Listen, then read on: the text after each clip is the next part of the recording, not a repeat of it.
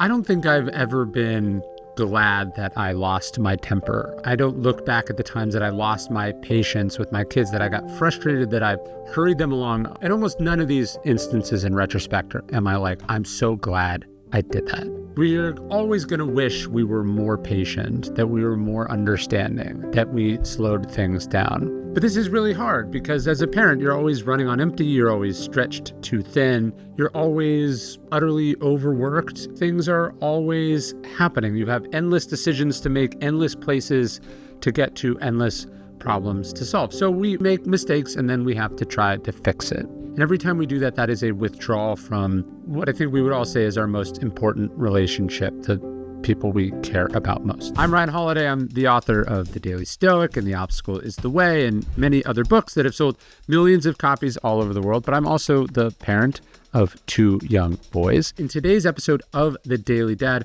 we're going to talk about patience. Some lessons from the ancients and the moderns from my own life about how to be a more patient parent. The question is, who's going to get your patience? So we have a finite amount of it. Angela Merkel, the former chancellor of Germany, her father was a pastor back in East Germany when it was under communist control, but he was beloved by his flock. He had this deep bond with them over many years. Angela would talk about how at home things were a little different. She says her father was stern and impatient, and she's talked about how what always upset her as a child, what made her angry, was the way that she witnessed her father showing so much understanding and patience for everyone else. But if his children, if at home they did something wrong, his reaction was completely different. I think this is a contradiction and a double standard that our kids intuitively sense.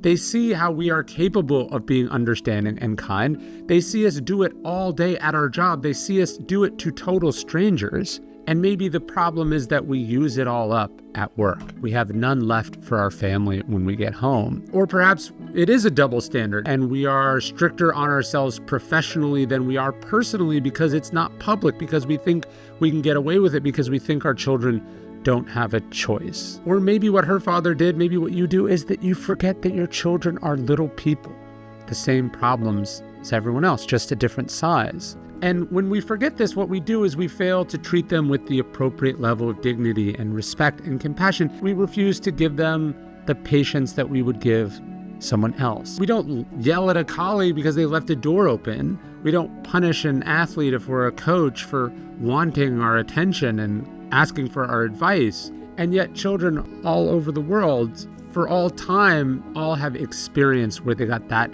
exact kind of treatment at home from their parents who were at the end of the ropes or who had run out of patience. And so we have to remember that if anyone is going to get our patience, it should be our children, it should be our family, it should be the loved ones. They need the same patience and understanding as everyone else. And actually, you know what? Scratch that. They get more. They deserve more. Because long after we've left this job or stopped coaching that team or some interaction at the grocery store, you'll never see those other people again, but your kids will still be your kids. There's a famous story in one of Seneca's essays about a boy who at a very young age went to live in the house of Plato and study under this famous philosopher. And he returns home to visit his parents, where he promptly witnesses his father lose his temper and yell at someone. And the boy is surprised by this violent outburst. And with a kind of a simple innocence that only children are capable of, he stands there and says, "I never saw anyone act like that at Plato's house." The point is how we conduct ourselves in front of our children, particularly in private. This is what they will come to see as normal. When we are rude and unkind to our spouse, when we lose our temper, when we indulge in urges, when we don't take care of ourselves, they see that as an appropriate way to treat other people, to treat themselves. If we are anxious or overly worried, they will come to think that the world is a scary place, a place that must be feared. If we behave unethically or cynically, they too will begin to cheat and lie. The point is, what Plato, one of the smartest people who ever lived, was teaching this child in their lessons paled in comparison to the behavior he was demonstrating, the standards that he held himself to. and that we think of school as where our kids go to learn. But in reality, they are learning as much about the world. They are learning as much about how to behave from seeing how we behave and how we act, most of all in our own home.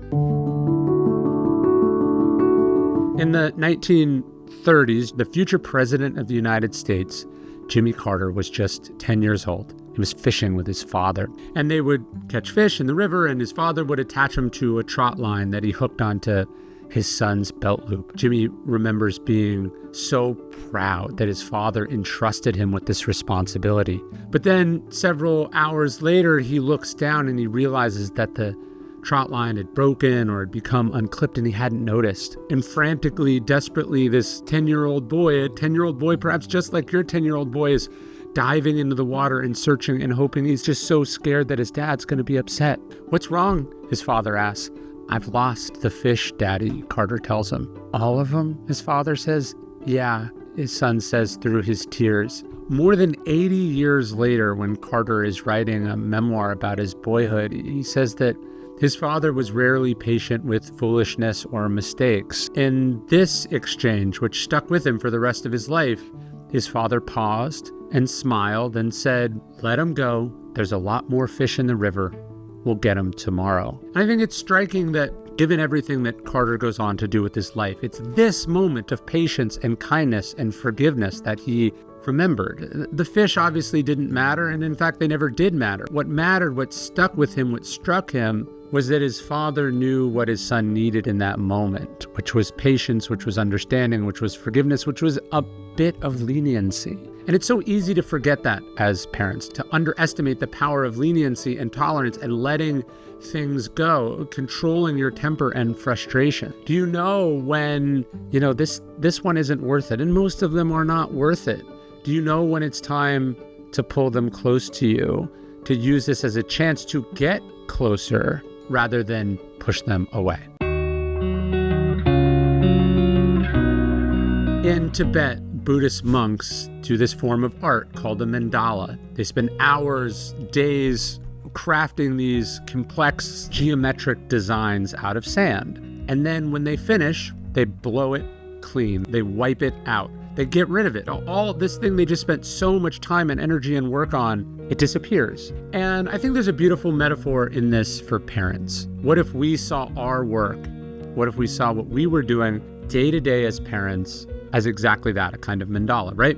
We clean the house and then it gets dirty. We do the dishes and then 5 minutes later, the sink is full again. Literally before you have even finished helping your kids put their toys away, the toys are splayed out across the floor. The new clothes you bought them are dirty and filthy and frayed halfway through the first day they put them on. And you have sort of two responses to this as a parent. You can let it drive you nuts. You can let it piss you off. You can try to keep things at the equivalent of inbox zero. You can try to keep those clothes fresh and clean. You can yell at them to clean and maintain and respect systems, or you can learn to love the ephemerality of it. You can learn to see it all like a mandala, an unending ephemeral process that we begin again and again and again. Don't see it as work that you are finishing, but as something you are doing as art. It never ends. To be finished, to finally get the dishes done, would mean the end of their childhood, the end of your time together. No, you should like that it's a little bit like Groundhog Day.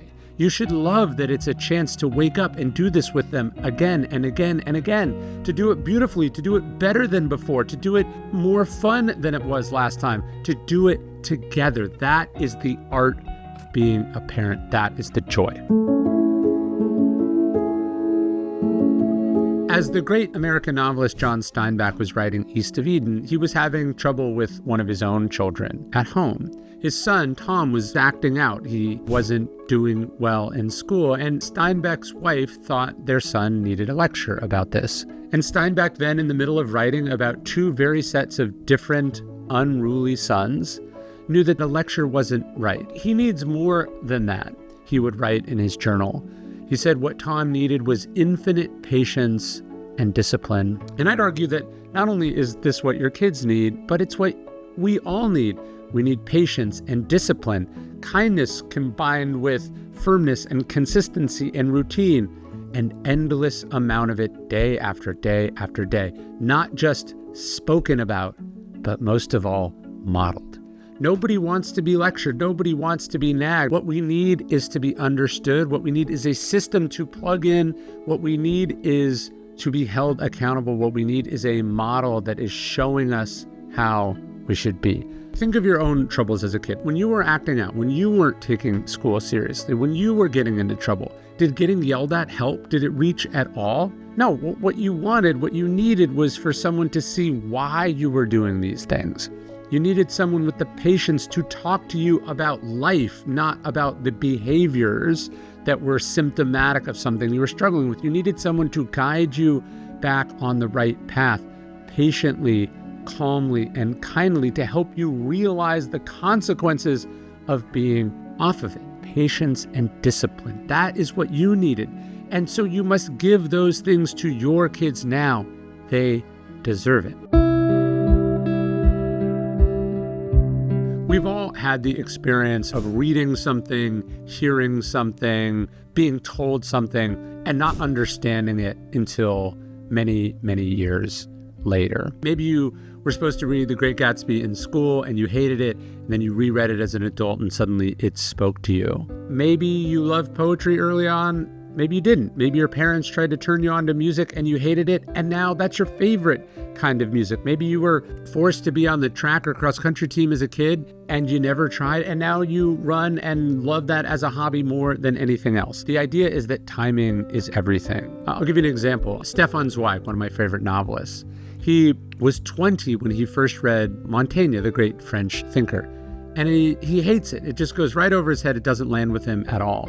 And then during his own forced exile during World War II, he stumbles across Montaigne again in the basement of a house in Brazil. And suddenly it lands on him in a way that he could have never understood it before. In this moment, the connection is instant. The impact is enormous. The moment is right. There's an expression about this: when the student is ready, the teacher appears. And this is true for books. This is true for lessons. This is true for life. You don't force them to like things. You present it to them and you give them time and space. That is to say, patience to come around. Some things take time to sink in. Some flowers and plants take time to bloom. Some seeds are long underground. So as a parent, you have to understand that just because it doesn't seem like they're responding, just because it doesn't seem like it's landing, just because they don't get it, even though you've gone over it over and over and over again, it doesn't mean it's not landing. It doesn't mean it's not making a difference. You have to give them space. You have to let it develop. You have to cultivate it. You can't force it. You have to wait for the right moment. Many years ago, I read this piece by Malcolm Gladwell, and he was pointing out how interesting it is that an NBA player, or really an athlete in any sport, can really struggle on a team. And then that team gets a new coach, or that athlete gets traded. And suddenly this athlete that people thought was a dud, they thought was an overrated draft pick, whatever it is, suddenly starts to thrive. Now, this was a person who had millions of dollars on the line, who had access, even amongst coaches, to good coaching, to a weight room. They had everything they needed to succeed, you would think, and yet they didn't. And it wasn't until their agent or a GM or someone in player development takes the time and energy, makes the shift necessary, that this person really begins to thrive. And he was saying that we afford this patience to athletes, and we know that it's all about the environment. It's all about the conditions. That's what makes them successful or not their sort of inherent goodness or badness.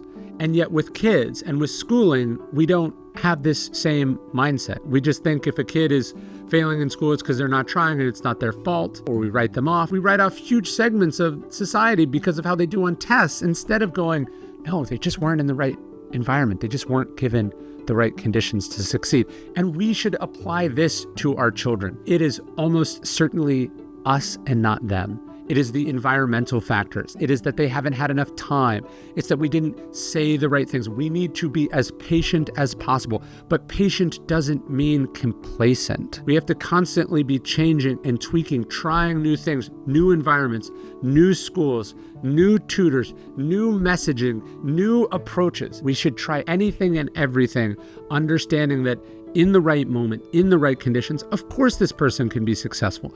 Of course they'll have the right behavior. Of course they'll become what we're capable of them becoming.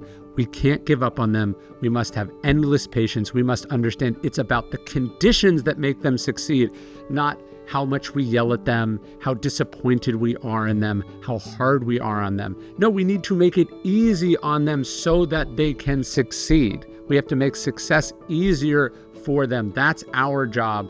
And that's why we have to be patient and understanding.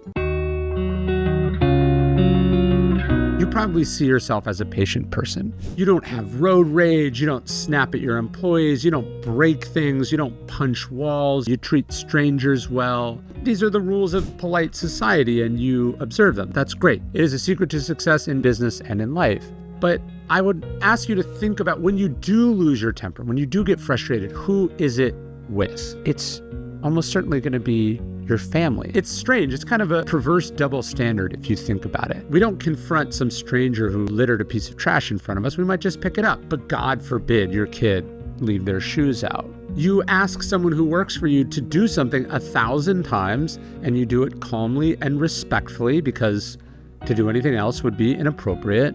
And yet you're short with your spouse because they didn't hear you over some noise in the other room. You're forgiving and understanding when someone calls you and says they forgot, and then your kids forget something and you make them feel like garbage about it because it's now inconvenienced you. It's not so much a paradox, I would say. I think it is a problem of proximity.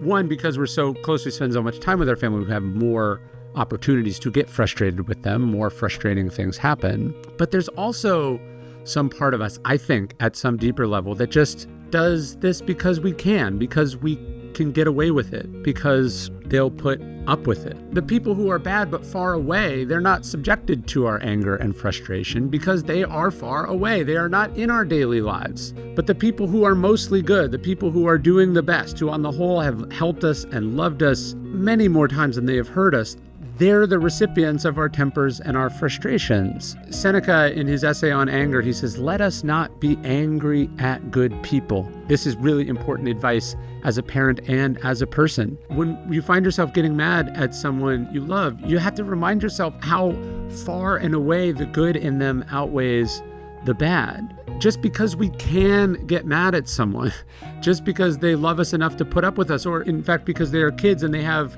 nowhere else to go, this is not a reason to rationalize or indulge or justify our worst behaviors. We should try not to get mad at anyone, the Stoics would say, but we should be doubly sure that we don't rage at the people who love us the most.